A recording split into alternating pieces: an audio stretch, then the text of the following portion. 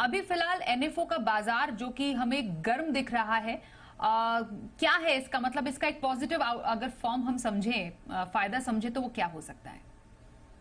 Ji Swati, I think जैसा क्षितिज ने भी कहा, तो बहुत सारे एमसीज जहां पर उनके शेल्फ पे जिस कैटेगरी का स्कीम नहीं था, और जैसा कि सेबी के रेगुलेशंस भी बोलते हैं कि आप हर कैटेगरी में एक स्कीम लॉन्च कर सकते हैं, जो सभी फंड हाउसेस को अलाउड है।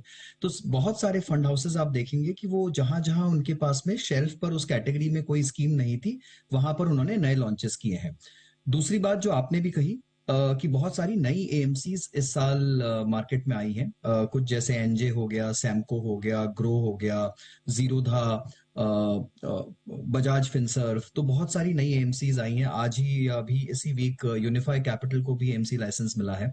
तो जितनी नई एएमसीज आ रही हैं वो भी लगातार अपनी नई स्कीम्स लॉन्च कर रही हैं।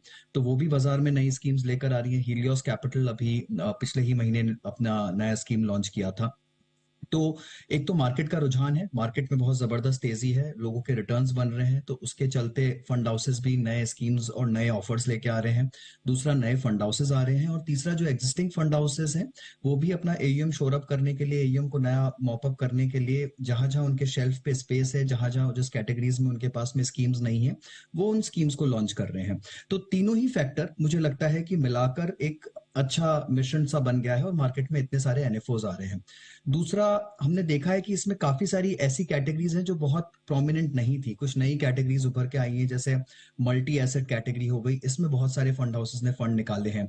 या फिर आप पैसिव्स देख लीजिए, तो बहुत सारे एएमसीज, जो इतना ज्यादा पैसिव मार्केट नहीं था भारत में, अब जिस तरह से पैसिव की तरफ रुझान बढ़ रहा है, तो बहुत सारे एएमसी नए पैसिव फंड्स लॉन्च कर रहे हैं, तो वहां पर भी बहुत सारे एनएफओज आए हैं।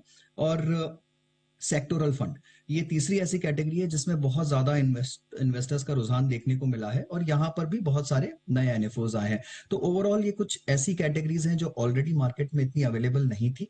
इन्वेस्टर्स का या निवेशकों का बहुत रुझान आया है इसकी तरफ, और यहाँ पर हमने काफी सारे नए लॉन्चेस देखे हैं।